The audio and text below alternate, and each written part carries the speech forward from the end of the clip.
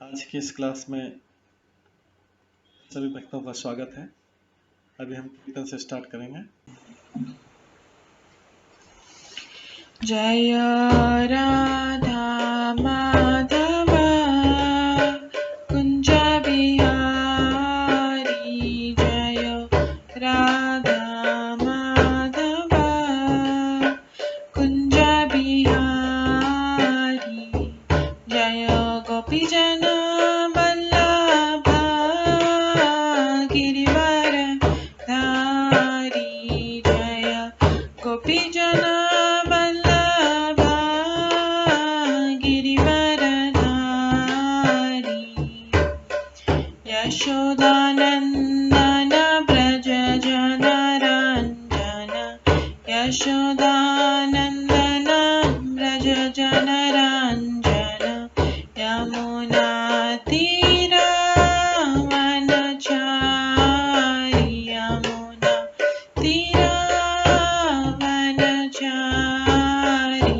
जय राधा माधव कुंज बिहारी, जय राधा माधव कुंज बिहारी, हरे कृष्णा कृष्णा कृष्णा हरे हरे, हरे राम राम राम हरे हरे, हरे कृष्णा कृष्णा कृष्णा हरे हरे, हरे राम राम राम हरे हरे,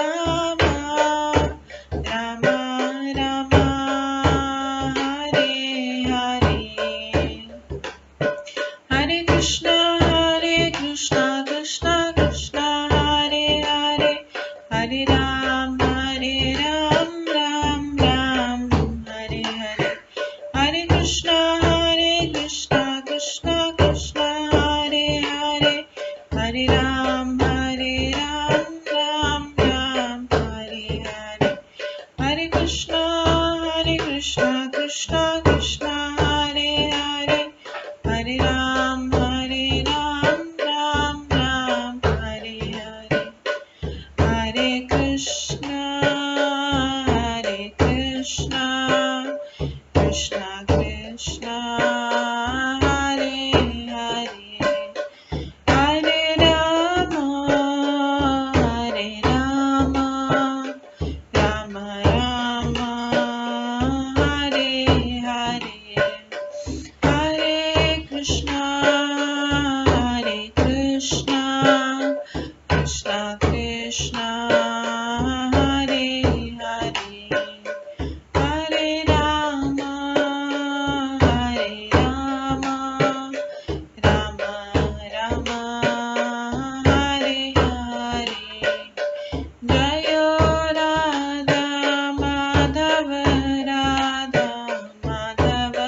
राधे, जय राधा गोविंद राधे,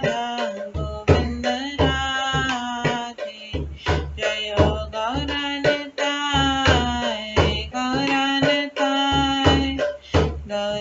गौरनताय जय गौरनताय, जय जय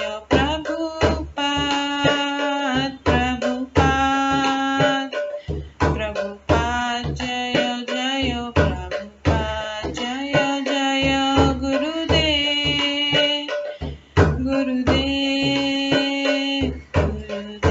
जय जय गुरुदेव, नित्य गौर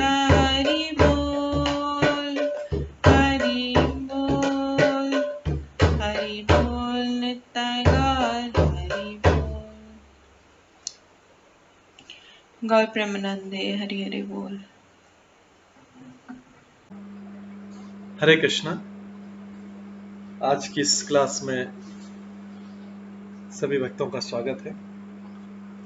अभी मंगलाचरण से स्टार्ट करेंगे।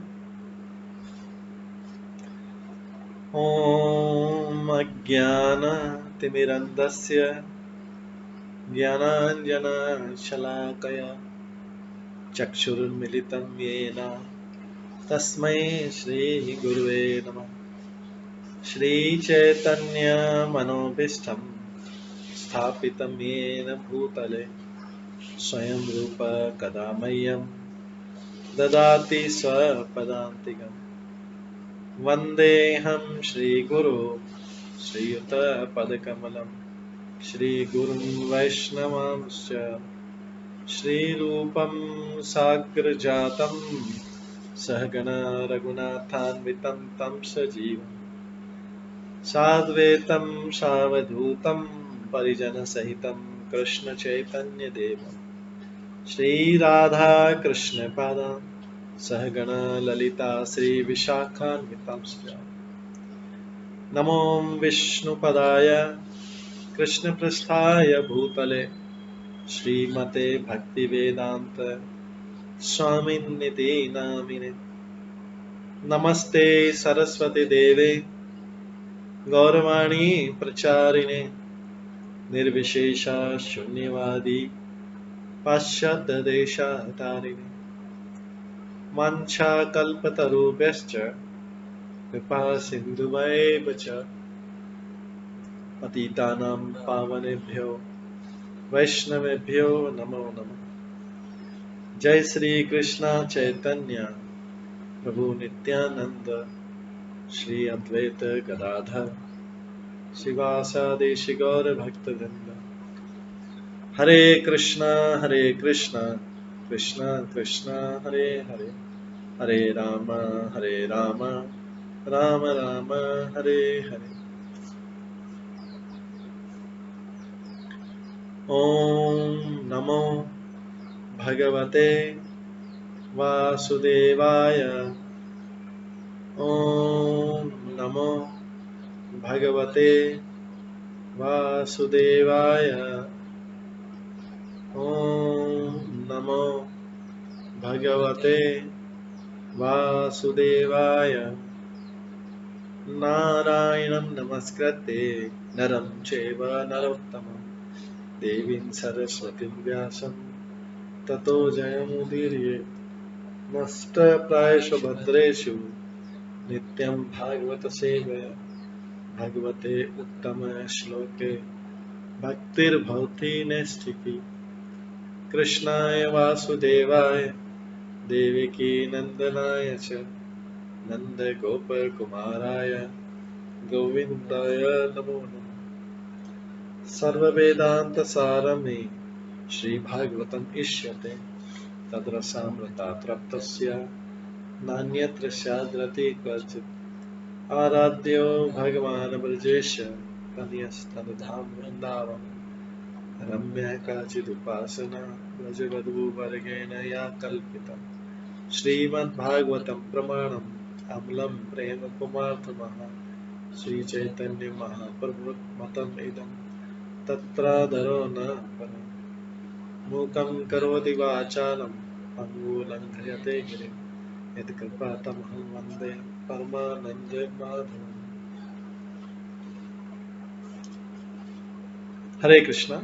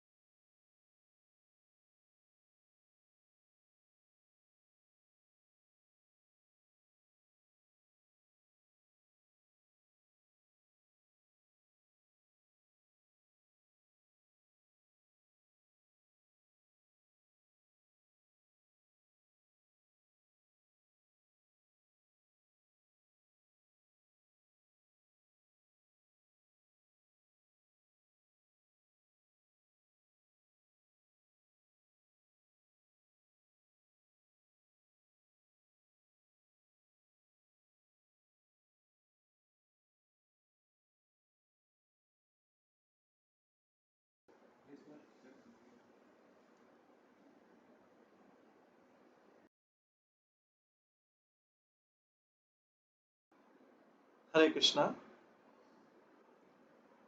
आज की इस क्लास में सभी भक्तों का स्वागत है।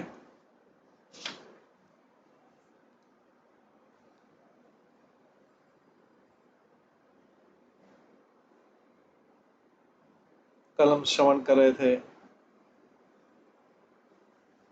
श्रीमद् भागवतम के 11वें स्कंद के 10वें अध्याय से 20वें अध्याय से, जिसमें भगवान जो उद्धव को बता रहे हैं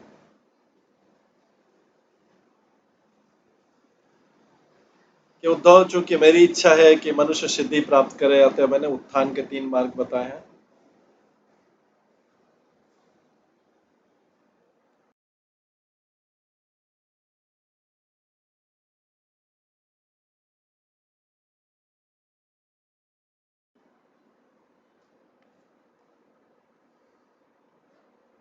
पूर्ण पुरुषोत्तम भगवान के उद्धव, चूंकि मेरी इच्छा है कि मनुष्य सिद्धि प्राप्त करे, अतः मैंने उत्थान के 3 मार्ग प्रस्तुत किए, ज्ञान मार्ग, कर्म मार्ग तथा भक्ति मार्ग। इन तीनों के अतिरिक्त ऊपर उठने का अन्य कोई साधन नहीं। तात्पर्य में हमने श्रवण किया था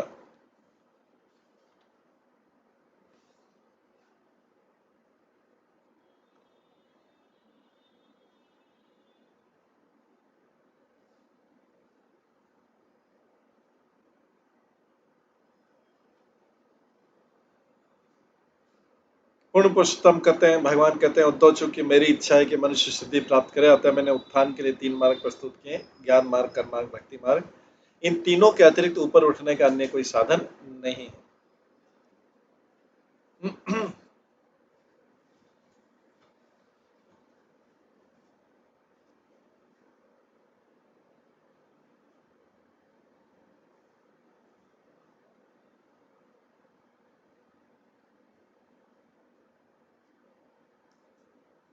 और भगवान साथ में बताते, ये था माम प्रपद्यन्ते ताम सतें भजामियहम् मम वर्तमानानुवर्तन्ते मनुष्या पार्षदस्य।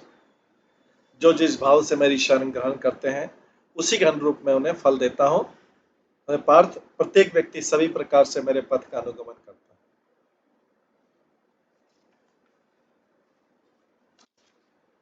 आज हम 5वें श्लोक से स्टार्ट करेंगे।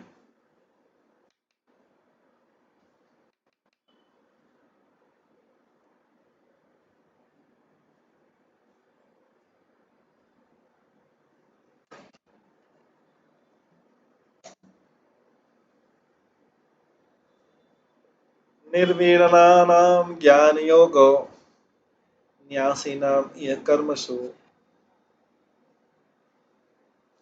तेषु अनिर्निविण्णचित्तानां कर्मयोग तु कामिनां।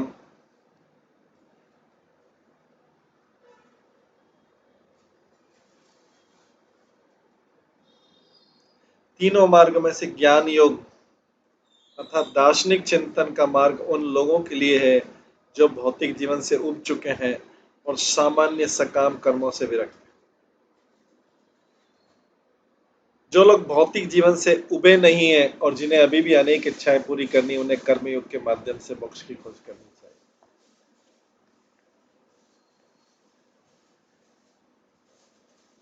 इस श्लोक में भगवान उन मनोवृत्तियों को बतलाते हैं जिनसे मनुष्य सिद्धि की विभिन्न विधियां अपनाते हैं। समाज, मैत्री तथा प्रेम के सामान्य भौतिक जीवन में जो कुंठित या निराश रहते हैं और जो ये समझते हैं कि स्वर्ग जाने से अधिक भौतिक कष्ट मिलते हैं,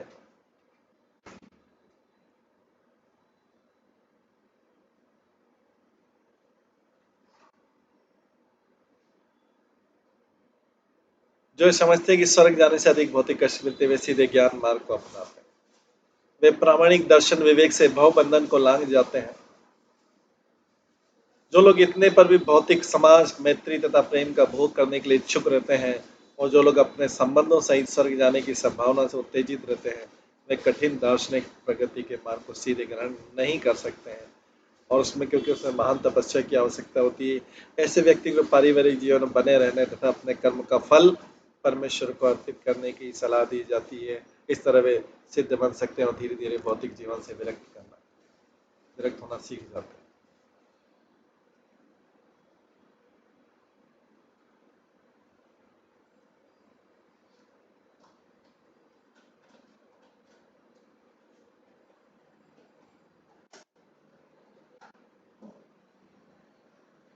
यदिच्छया मत्कथा दो जात श्रद्धतु य पुमान् न निर्विण्य नातिसक्त भक्ति योगस्य सिद्धिः।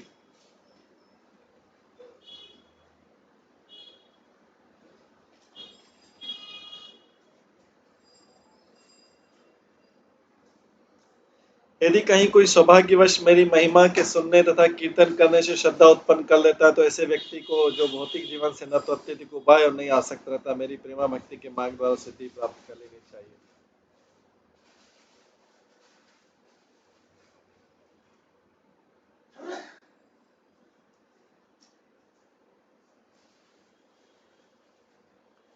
तात्पर्य, यदि किसी तरह से किसी को भगवत भक्तों की संगति प्राप्त हो जाती है तो वो उनसे भगवान कृष्ण का दिव्य संदेश सुनता है तो वो भगवान का भक्त बनने का सुअवसर पा लेता है।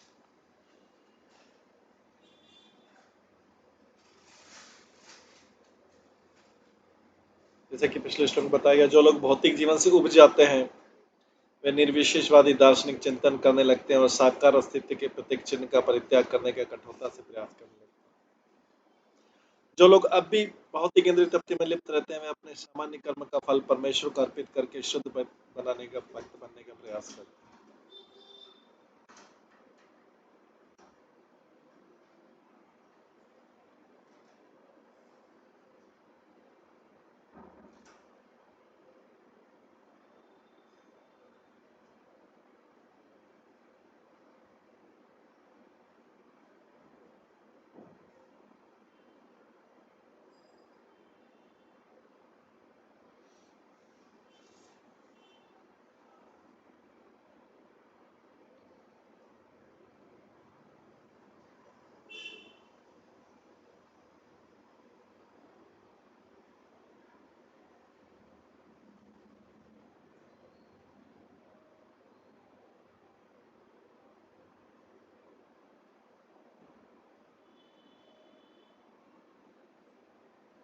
किंतु शुद्ध भक्ति का उत्तम अभ्यर्थी न तो भौतिक जीवन से पूरी तरह उबा रहता है, न ही आसक्त रहता है। वो सामान्य जीवन को और अधिक काल तक नहीं बिताना चाहता।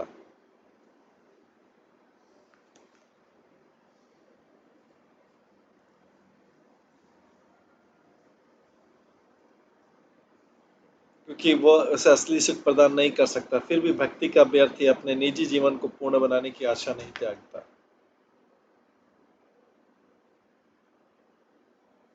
जो व्यक्ति भौतिक आसक्ति तथा भौतिक आसक्ति के प्रति निर्विशेष प्रतिक्रिया इन दो छोरों से बचता है,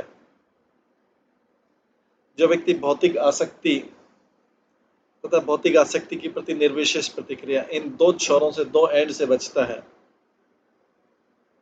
और जो किसी न किसी तरह शुद्ध भक्त की संगति पा लेता है और उनके संदेश को श्रद्धापूर्वक सुनता है, वो भागवत धाम जाने के लिए उत्तम अभ्यर्थी अभ्यर्थी।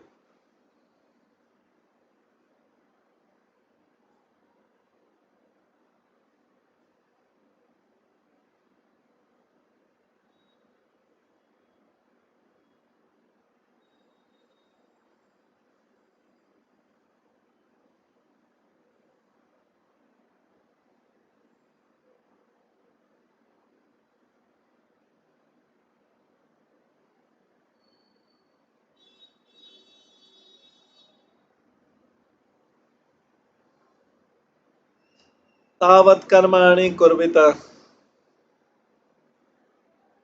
न निर्विद्येद यावता मत कथा श्रवणादो वा श्रद्धा यावत न जायते।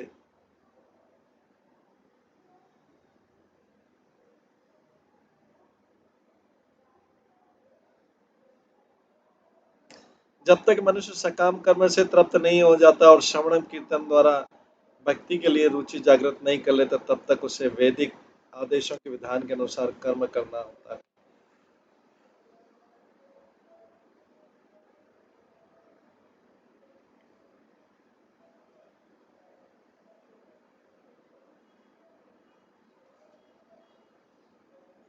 भागवत गीता में भी इस प्रकार का श्लोक आता है कि जब तक मनुष्य सकाम कर्म से तृप्त नहीं हो जाता और श्रवण कीर्तन विष्णु द्वारा भक्ति के लिए रुचि जागृत नहीं कर लेता, तब तक उसे वैदिक आदेशों के विधान के अनुसार ही कर्म करना होता है।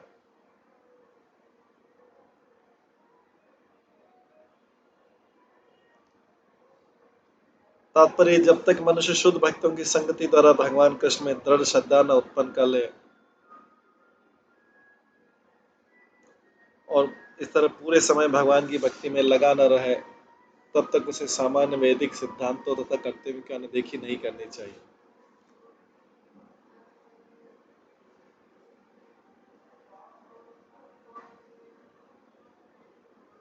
स्वयं भगवान ने कहा, श्रुति स्मृति ममेवाज्ञे यस्ते उल्लंघ्य वर्तते आज्ञा छेदी मम द्वेषी मद भक्तो अपि न वैष्णव। श्रुति तथा स्मृति ग्रंथों को मेरे आदेश मानना चाहिए। जो इन संगीताओं का उल्लंघन करता है मेरी इच्छा का उल्लंघन करना समझा जाता है।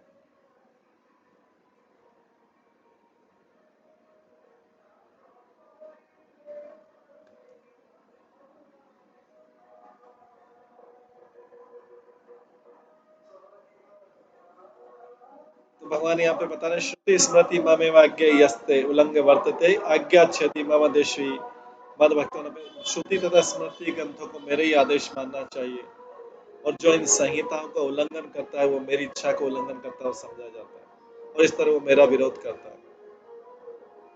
यद्यपि ऐसा व्यक्ति अपने को मेरा भक्त बतलाता है किंतु वास्तव में वैष्णव नहीं होता है।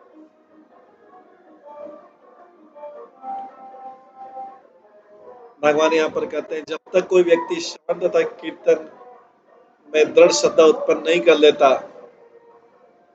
तब तक उसे वैदिक वाक्यमय के आदेशों का पालन करना चाहिए। ऐसे अनेक लक्षण हैं जिसमें मनुष्य भगवान के उच्च भक्त को पहचान सकता है।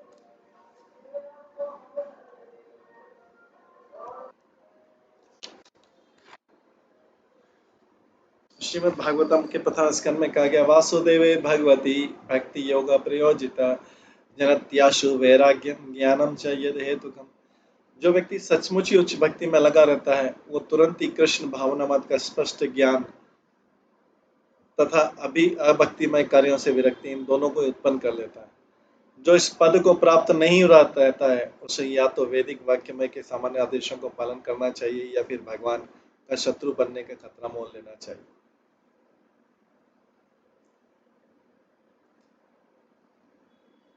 तो जो भगवान की भक्ति में लगे था स्पष्ट ज्ञान तथा अभक्तिमय कार्यों से विरक्ति इन दोनों को उत्पन्न कर लेता। दूसरी ओर जो व्यक्ति भगवान कृष्ण की भक्ति में श्रद्धा उत्पन्न कर लेता है वो ऐसी बात करने से हिचकिचाता नहीं है जिससे भगवान का मिशन आगे बढ़े।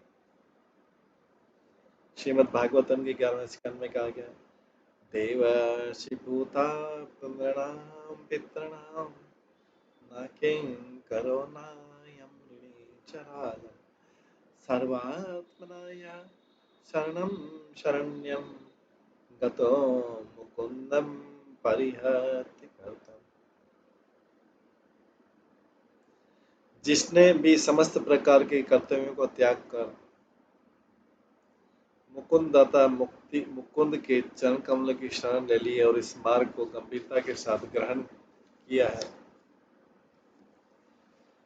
वो देवताओं मुनियों सामान्य जीवों पारिवारिक जनों मनुष्यों पितरों के प्रति ऋणी नहीं रहता। इस संदर्भ में श्री जी को समय बताते हैं कि जब कोई व्यक्ति पूरी तरह कृष्ण की शरण में जाता है तो भगवान के इस वचन का आश्रय लेता है कि शरणागत के अन्य सारे उत्तरदायी तथा ऋणों को समाप्त कर देंगे। भगवान जो है शरणागत के अन्य सारे उत्तरदायी तथा ऋणों को समाप्त कर देंगे।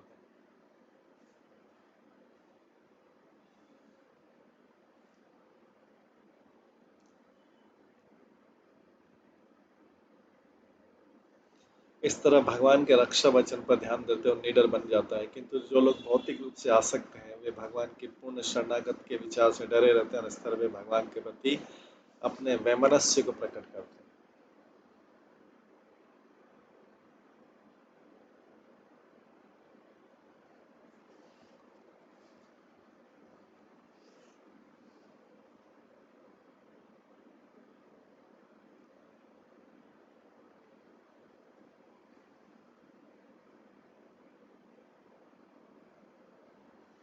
स्वधर्मस्थ यजनज्ञ अनाशी काम उद्धव न याति स्वर्ग नरको यदि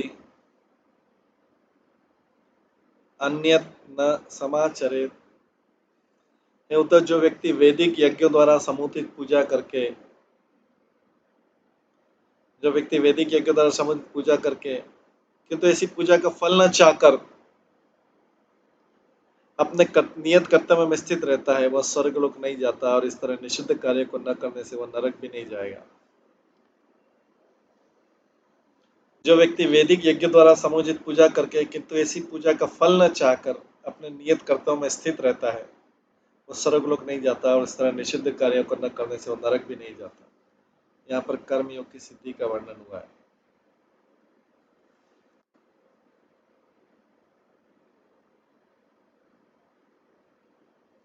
जो व्यक्ति अपने धार्मिक कर्मों का पुरस्कार नहीं चाहता और स्वर्गीय इंद्रिय तृप्ति के लिए स्वर्ग जाकर अपना समय नहीं बर्बाद करता, इसी तरह जो अपने कर्तव्य की उपेक्षा नहीं करता है, निषिद्ध नहीं कार्य नहीं करता, वह दंड पाने के लिए नरक जाने की परवाह नहीं करता। इस तरह पुरस्कारों तथा दंडों से बचते हुए निष्काम व्यक्ति भगवान कृष्ण की शुद्ध भक्ति के पद तक उठ सकता है।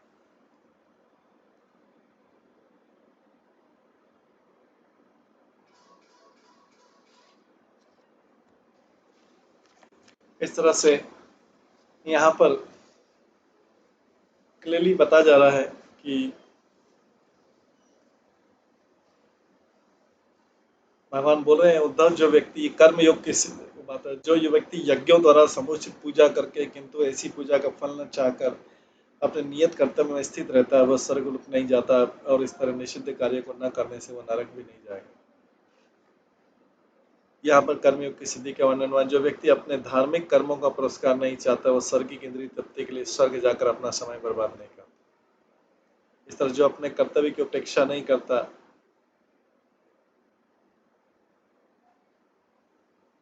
या निषिद्ध नहीं कार्य नहीं करता, वह दंड पाने के लिए नरक जाने की परवाह नहीं करता और इस तरह पुरस्कार तथा दंडों से बचते हुए ऐसा निष्काम व्यक्ति भगवान कृष्ण की शुद्ध भक्ति के पद तक उठ सकता है।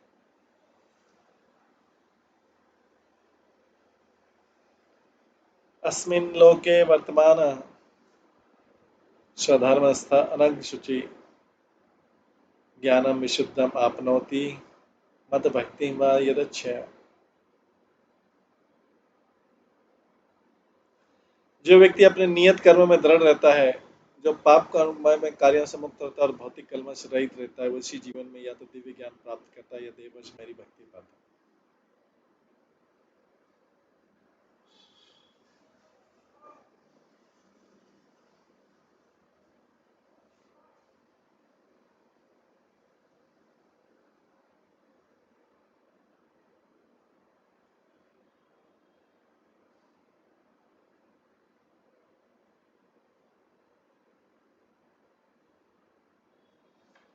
अस्मिन अस्मिन लोग के बताता है वर्तमान आयु, अपने शरीर की मृत्यु के पूर्व मनुष्य दिव्य ज्ञान प्राप्त कर सकता है या बड़े भाग परमेश्वर की भक्ति प्राप्त सकता है।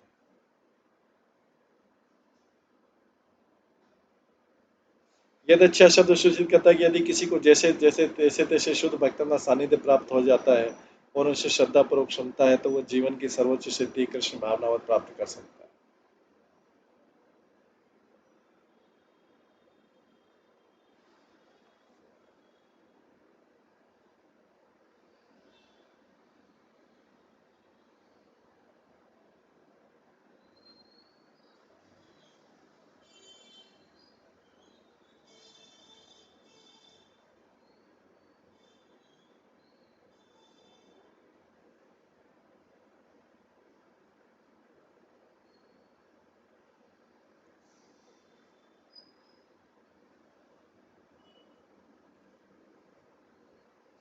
अस्मिन लोग के बताता है कि वर्तमान आयु को अपने शरीर की मृत्यु के पूर्व मनुष्य दिव्य ज्ञान प्राप्त कर सकता है या बड़े भाग परमेश्वर की भक्ति पा सकता है।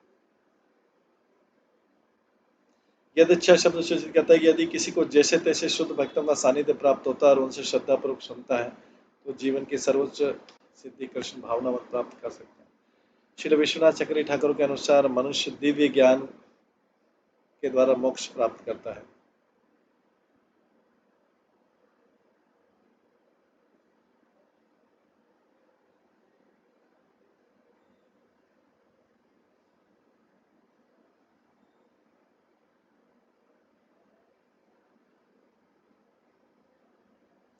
जबकि शुद्ध भक्ति के द्वारा भगवत प्रेम प्राप्त करता है।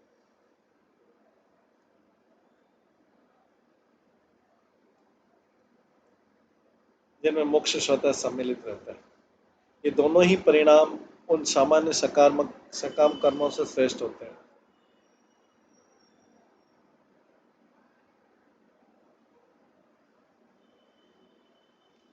जिनके द्वारा मनुष्य पशुओं के समान वस्तुओं का भोग करना चाहता है।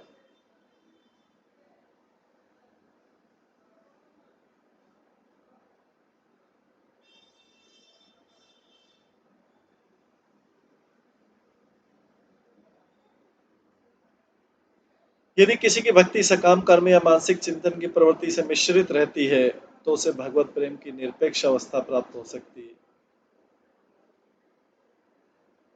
किंतु जो लोग एकमात्र कृष्ण की सेवा को उन्मुख रहते हुए दास से साख्य वात्सल्य माधुर्य संबंध में भगवत प्रेम की उच्चतर अवस्थाएं प्राप्त कर सकते हैं।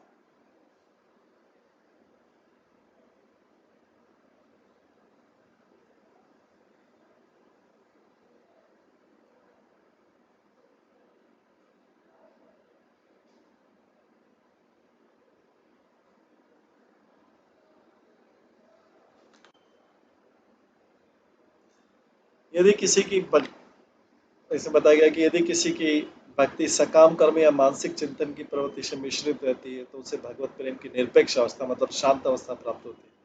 किंतु जो लोग भगवान कृष्ण की एकमात्र सेवा की ओर उन्मुख रहते हैं दास से साख्य वात्सल्य माधुर्य संबंध में भगवत प्रेम की उच्चतर अवस्थाएं प्राप्त करते हैं।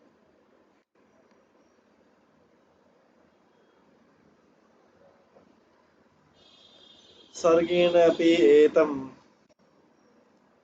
स्वर्गेण अपि एतमिच्छन्ति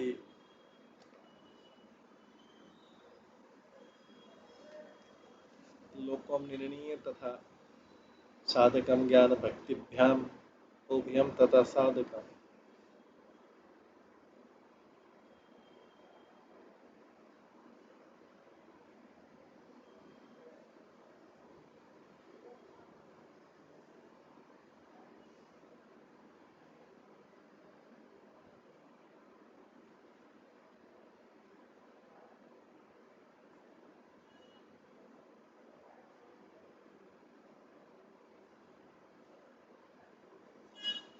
स्वर्ग तथा नरक दोनों ही के निवासी पृथ्वीलोक मनुष्य का जन्म पाने की आकांक्षा रखते हैं।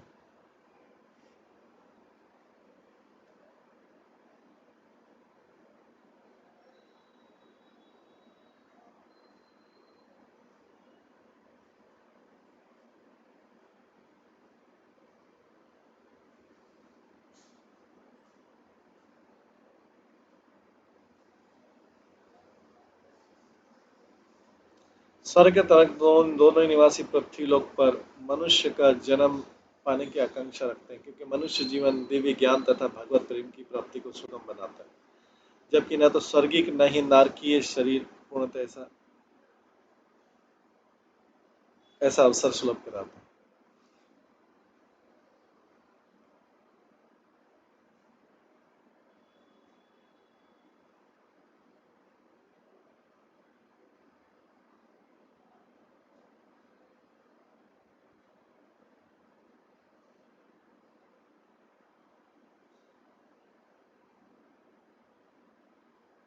तात्पर्य श्री जीव गोस्वामी बताते हैं कि स्वर्ग में मनुष्य असामान्य इंद्रिय तत्व में लीन हो जाता है और नरक में वो कष्ट में डूबा रहता है।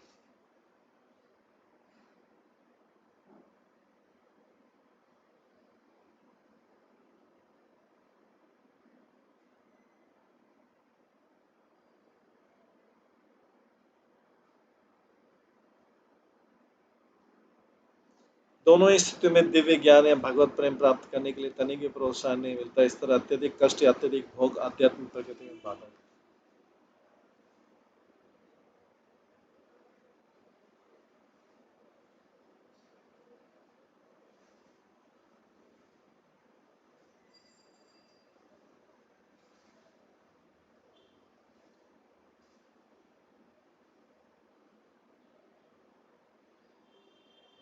स्वर्ग में मनुष्य जो है असामान्य इंद्रिय तृप्ति में लीन हो जाता है, नरक में कष्ट में डूबा होता है। दोनों स्थितियों में दिव्य ज्ञान या भगवत प्रेम प्राप्त करने के लिए तनिक भी प्रोत्साहन नहीं मिलता। इससे अत्यधिक कष्ट या अत्यधिक भोग आध्यात्मिक प्रगति में बाधक।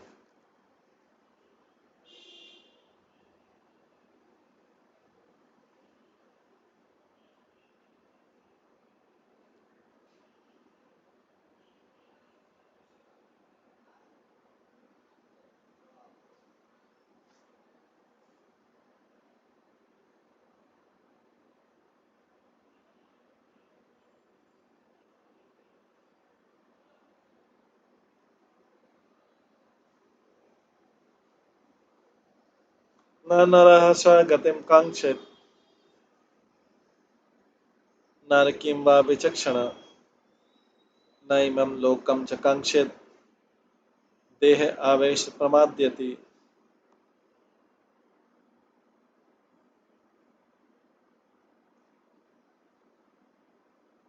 जो मनुष्य विद्वानों से न तो कभी स्वर्गलोक जाने नरक में निवास करने की इच्छा रहनी चाहिए। दरअसल मनुष्य को भी पृथ्वी पर स्थायी निवास की कभी कामना भी नहीं करनी चाहिए, क्योंकि भौतिक देह में ऐसी तल्लीनता से मनुष्य अपने वास्तविक आत्महित के प्रति मूर्खतावश अपेक्षा बरतने लगेगा।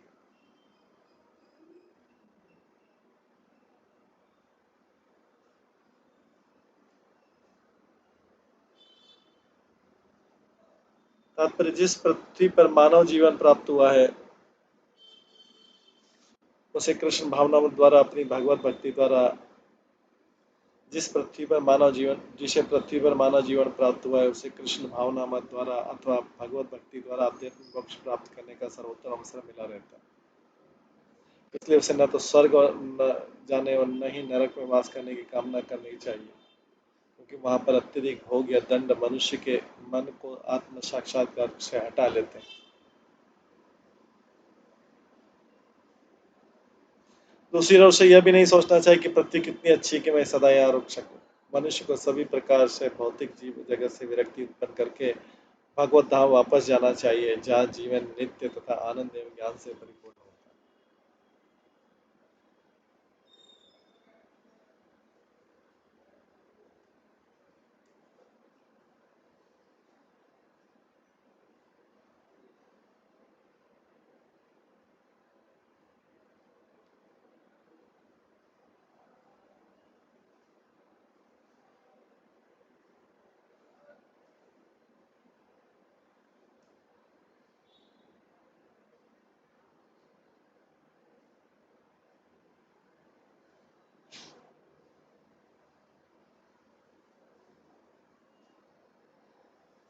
अतः कृष्ण इस निष्कर्ष पर पहुंचते हैं कि वास्तविक मानव प्रगति भौतिक पुण्य तथा पाप से परे है। भगवान ने सबसे पहले स्पष्ट कर दिया कि मानव उन्नति के मूल तीन विधियां हैं: ज्ञान, कर्म तथा भक्ति। और लक्ष्य है दिव्य ज्ञान तथा और अंततः भगवत प्रेम। अब भगवान बतलाते हैं कि स्वर्ग लोक तक पहुंचना तथा नरक में वास करना दोनों ही जीवन के असली लक्ष्य की पूर्ति में अनुपयोगी।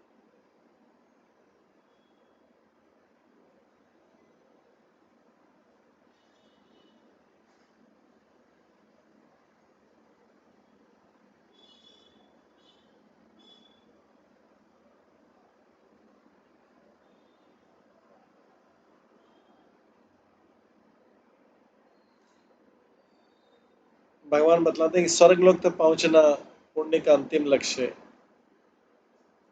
नरक में वास करना पाप पूर्ण का कर्म का फल है। दोनों ही जीवन के असली लक्ष्य के प्रति हम अनुपयोगी हैं। तो न तो भौतिक पुण्य न ही पाप नित्य जीवन न ही पाप जो है नित्य जीवन जीव को उसके स्वाभाविक पद पर स्थापित कर सकते हैं। अतः वास्तविक जीवन सिद्धि पाने के लिए किसी अन्य वस्तु की आवश्यकता होती है।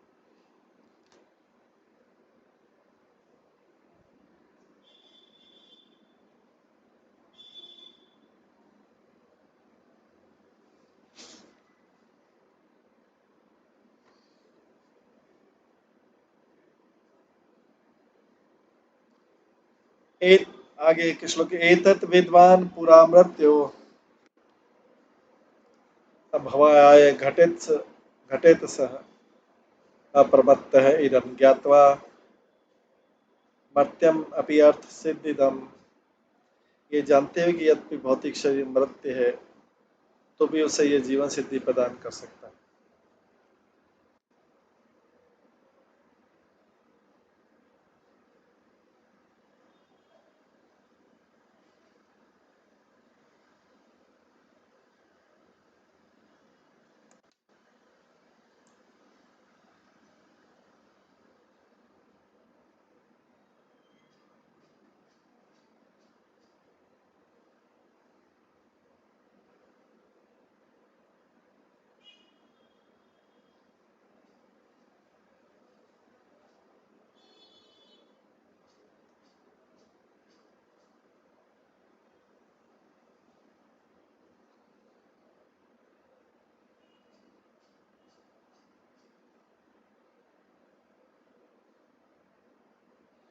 ये जानते हैं कि यद्यपि भौतिक शरीर मत है तो भी यह उसे जीवन सिद्धि प्रदान कर सकता है।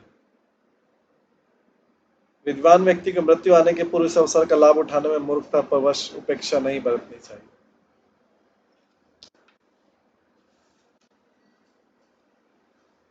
आगे 15 श्लोक छिद्यमानम यमे एते कृतनीडम वनस्पतिम खगस्वकेतम उत्सृज्य क्षेमम याति ही अलंपटः। जब साक्षात मृत्यु रूपी कुरु पुरुषों द्वारा वृक्ष काट दिया जाता है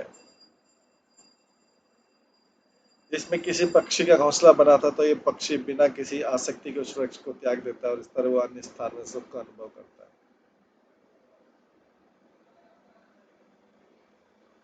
तात्पर्य यहाँ पर देहात्म बुद्धि से विरक्ति का उदाहरण दिया गया है। जीव शरीर के भीतर उसी तरह निवास करता है जिस तरह पक्षी वृक्ष में रहता है। जब विचारीन व्यक्ति वृक्ष काट डालते हैं तो पक्षी अपने पिछले घोंसले के लिए शोक न प्रकट करके अन्य स्थान में अपना निवास करने में रंच मात्र भी हिचकिचाता नहीं।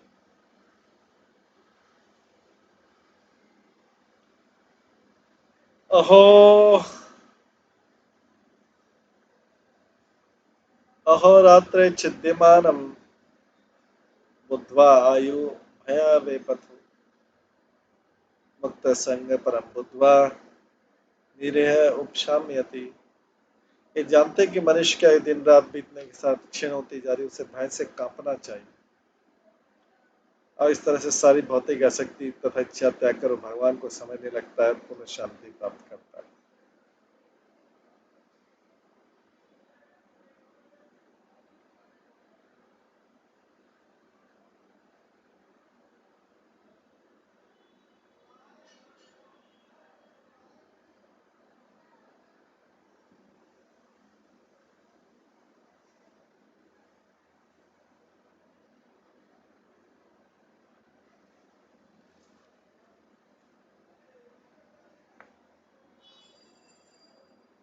तात्पर्य बुद्धिमान भक्त जानता है कि दिन रात बीतने से उसकी आयु समाप्त हो रही है, इसलिए वह भौतिक इंद्रिय विषयों से अपनी व्यर्थ की आसक्ति को त्याग देता है।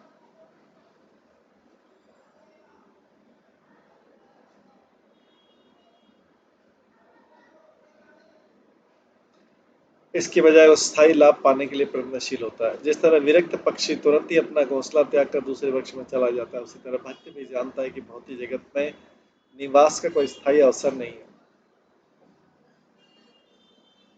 इसलिए अपनी कार्य शक्ति को भगवत धाम में नित्य आवास प्राप्त करने में लगाता है। कृष्ण की आध्यात्मिक स्वभाव को प्राप्त करने से भौतिक गुणों को लांघ कर भक्त अंत में पूर्ण शांति प्राप्त करता है।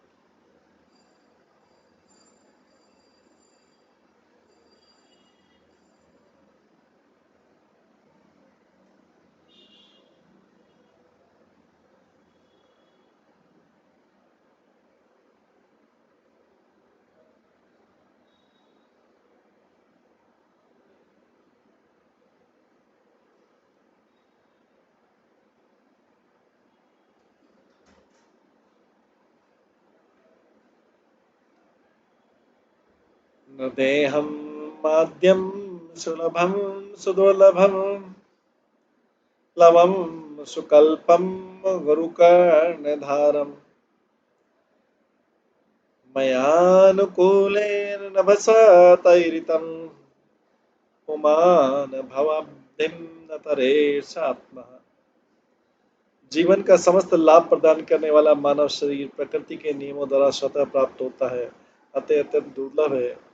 इस मानव शरीर की तुलना बड़े जतन से निर्मित नाव से की जा सकती है, जिसका माझी गुरु है और भगवान के आदेश में अनुकूल हवाएं जो उसे आगे निकल बढ़ाती है। इन सारे लाभों पर विचार करते जो मनुष्य अपने जीवन का उपयोग संसार रूपी सागर को पार करने में नहीं करता, उसे अपने ही आत्मा का हंता मानना चाहिए।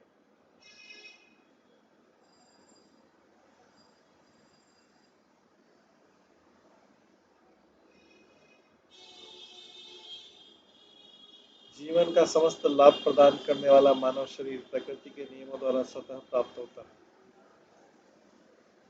यद्यपि अत्यंत दुर्लभ है। इस मानव शरीर की तुलना बड़े जतन से निर्मित नाव से की जा सकती है, जिसका माझी गुरु है और भगवान के आदेश में अनुकूल हवाएं जो उसे आगे बढ़ाती है। इन सारे लाभों पर विचार करते जो मनुष्य अपने जीवन का उपयोग संसार रूपी सागर को पार करने में नहीं करता, उसे अपने ही आत्मा का हंता मानना चाहिए।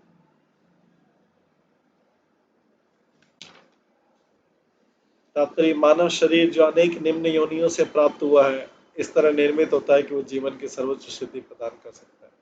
मनुष्य से आशा की जाती है कि भगवान की सेवा करे। ऐसी सेवा के लिए प्रामाणिक गुरु उपयुक्त मार्गदर्शन। भगवान कृष्ण की अहेतु की कृपा उस अनुकूल वायु के तुल्य है जो भगवत धाम वापस जाने के मार्ग में शरीर रूपी नाव को सरलता से बहा ले जाता है। भगवान कृष्ण अपने उपदेश वैदिक वाक्य में देते हैं, गुरु के माध्यम से बोलते हैं और अपने को निष्ठावान भक्त और अपने निष्ठावान भक्त के हृदय के भीतर से प्रोत्साहित करते हैं, आगाह करते हैं और उनकी रक्षा करते हैं। भगवान द्वारा ऐसा दयामय मार्गदर्शन निष्ठावान भक्त को तेजी से भगवत धाम के पथ पर ले जाता है। किंतु जो ये समझ नहीं पाता कि मनुष्य शरीर भवसागर को पार करने के लिए उपयुक्त नाव है, उसे गुरु स्वरूप माझी को स्वीकार करने की आवश्यकता प्रतीत नहीं होती और वो भगवान की कृपा रूपी अनुकूल वायु को नहीं समझ पाता। इस तरह उसे मानव जीवन का लक्ष्य प्राप्त करने का अवसर नहीं मिल पाता। वो आत्महित के विपरीत कर्म करने से धीरे धीरे अपनी ही आत्मा का हंता बन जाता है।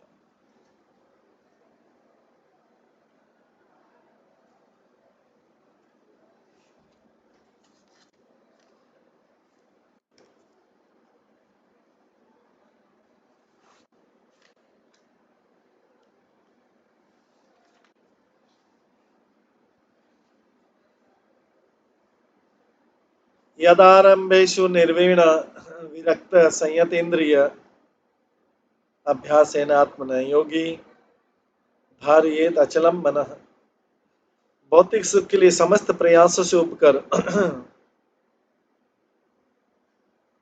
तथा निराश होकर योगी जब इंद्रियों को पूरी तरह नियंत्रित करके विरक्ति उत्पन्न कर ले, तब उसे आध्यात्मिक अभ्यास द्वारा अपने मन को अविचल भाव से आध्यात्मिक धरातल पर स्थिर करना चाहिए।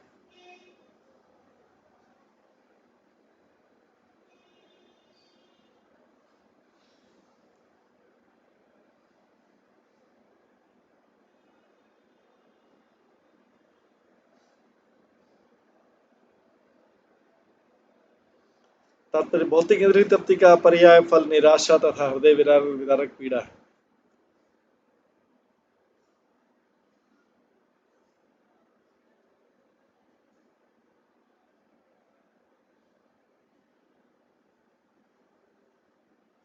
मनुष्य धीरे धीरे निराशा तथा जीवन से हताश होने लगता है।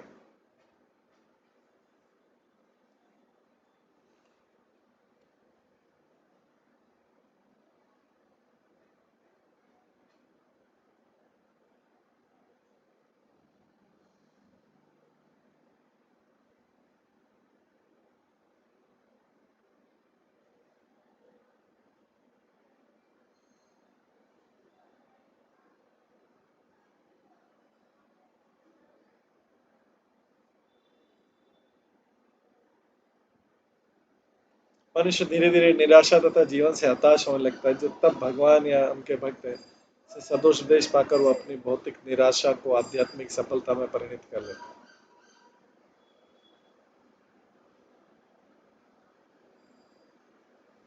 वस्तुतः भगवान कृष्ण ही एकमात्र हमारे असली मित्र है और ये सरल सोच मनुष्य को भगवान की संगति में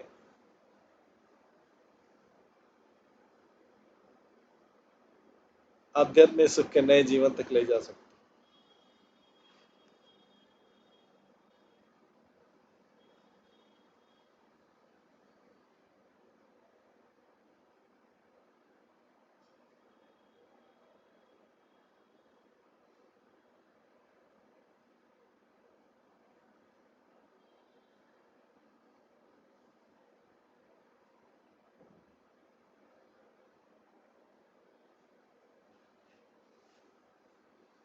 धार्यमाणं मनर्यर्हि भ्रम्यत आशु अनवस्थितम् अतन्द्रियानुरोधेन मार्गेण आत्मवशं नयेत्।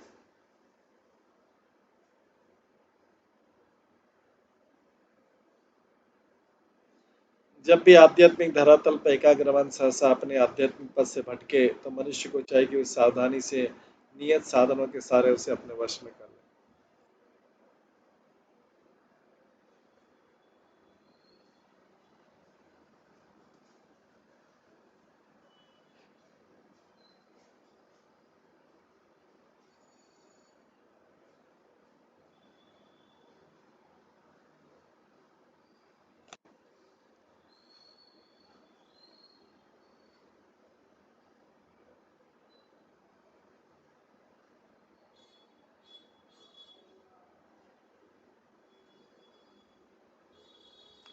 जब भी आध्यात्मिक धरातल पर एकाग्र मन सहसा अपने आध्यात्मिक पद से भटके तो मनुष्य को चाहिए कि सावधानी से नियत साधनों के सहारे उसे अपने वश में कर ले। तात्पर्य यद्यपि मनुष्य अपने को मन को गंभीरता पूर्वक कृष्ण भावना में लगाता है किंतु मन इतना चंचल है कि उसे अपने आध्यात्मिक पद से सहसा हटाया जा सकता है। तब मनुष्य को चाहिए कि वह सावधानी से मन को अपने वश में लाए। भगवद गीता में कहा गया अत्यधिक संयमी अत्यधिक कामुक होने पर मन को वश में नहीं रखा जा सकता। कभी कभी इंद्रियों को सीमित तुष्टि प्रदान करने के लिए मन को वश में किया जा सकता है।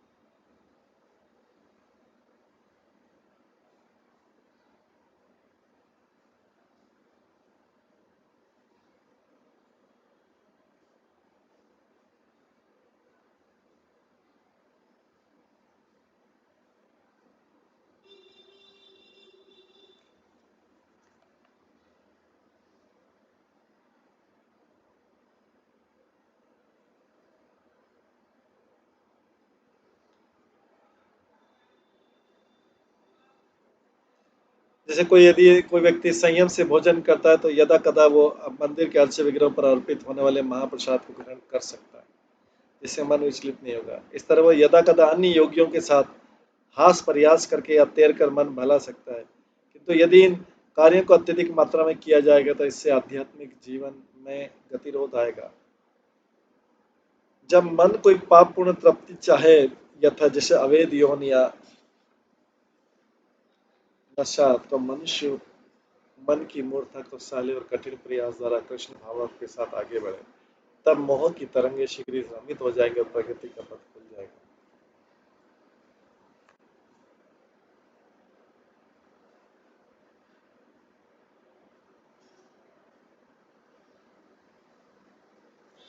मन गतिम न विसृजेत जित प्राण जितेंद्रिय सप्त संपन्नया बुद्धिया मन आत्मवशम नये।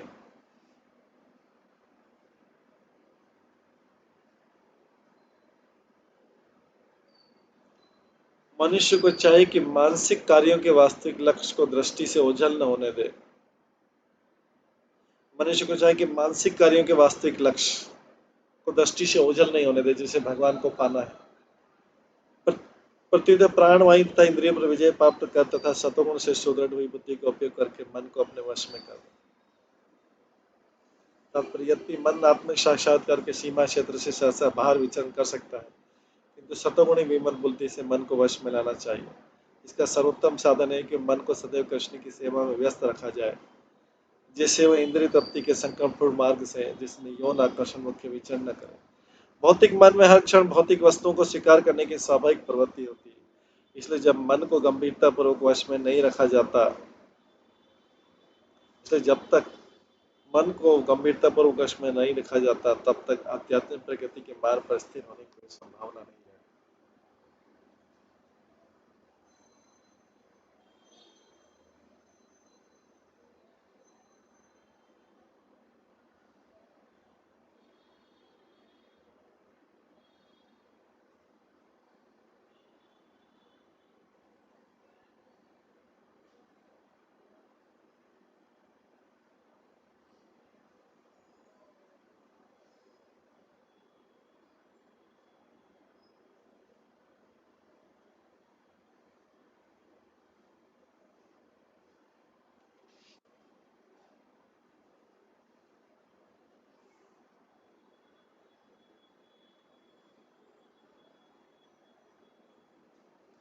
एष वे परम योग मनस संग्रह स्मृतः हृदय ज्ञत्वम् अन्विच्छन् दमस्य इव अवरत मोह। एक कुशल घुड़सवार तेज घोड़े को पालतू बनाने की इच्छा से सर्वप्रथम घोड़े को कुछ देर उसकी राह चलने देता है।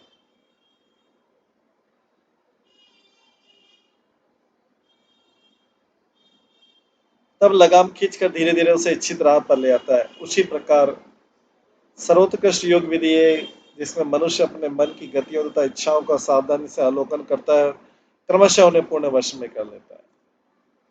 थोड़ी देर उनको अपनी इच्छाएं पूरी करने देता है, लेकिन बाद में वश कर लेता है।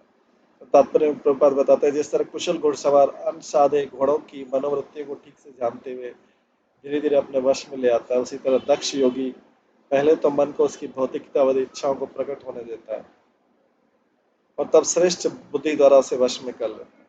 विद्वान योगी इंद्रिय विषयों को पहले रोक लेता है और फिर उसकी इच्छा पूरी करता है, जिससे मन तथा इंद्रिया पूरी तरह वश में रहती है। जैसे घुड़सवार कभी लगाम को कड़ी करता है और कभी ढीली करता है, जिससे घोड़ा स्वतंत्रता पूर्वक दौड़ सके। घुड़सवार कभी भी अपने वास्तविक लक्ष्य या गंतव्य को नहीं भूलता और अंत में घोड़े को सही रास्ते पर ले आता है। इसी तरह विद्वान योगी भी कभी कभी इंद्रियों को अपने कर्म करने की छूट देते हुए आत्म साक्षात्कार के लक्ष्य को कभी नहीं भूलता, न ही इंद्रियों को पाप कर्मों में प्रवृत्त होने देता है। अत्यधिक संयम या नियंत्रण से मानसिक उद्वेग उत्पन्न हो सकता है, जिस तरह तेजी से लगाम खींचने पर घोड़ा सवार के विरुद्ध खड़ा हो सकता है। आत्म साक्षात्कार का मार्ग विमल बुद्धि पर निर्भर करता है और ऐसी दक्षता प्राप्त करने का सबसे सरल तरीका है भगवान कृष्ण की शरण ग्रहण करना। भगवान भगवद गीता में कहते हैं, तेषां सततयुक्तानां भजतां प्रीतिपूर्वकं ददामि बुद्धि योगं तं येन माम प्रपद्यते। भले कोई महान पंडित या आध्यात्मिक बुद्धिजीवी न हो, किंतु यदि बिना किसी व्यक्तिगत ईर्ष्या या निजी स्वार्थ के लिए वो निष्ठापूर्वक भगवान की प्रेम भक्ति में लगा रहता है, तो भगवान हृदय के भीतर से ऐसी विधि प्रकट कर देते हैं जो मन को वश में करने के लिए आवश्यक होती है। मन की इच्छा रूपी तरंगों पर आरूढ़ होकर कृष्ण भावना भावित व्यक्ति आसन से गिरता नहीं और अंत में भगवत धाम जा पहुंचता।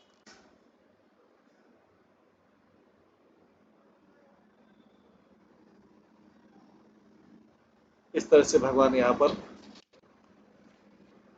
उद्धव को बताने बहुत सुंदर सुंदर ज्ञान दे रहे हैं कि शुद्ध भक्ति किस तरह से ज्ञान और वैराग्य से भी आगे। आज इसको यहीं पे विराम देते हैं हम, और उसके आगे का जो है हम कल की क्लास में श्रवण करेंगे। हरे कृष्णा। सभी भक्तों का बहुत बहुत धन्यवाद। सभी भक्तों के लिए एक बार हरे कृष्ण महामंत्र का जप करते हैं। हरे कृष्णा कृष्णा कृष्णा हरे हरे, हरे राम राम राम। श्री श्रीमद् भागवतम महापुराण की जय। श्री प्रभुपाद की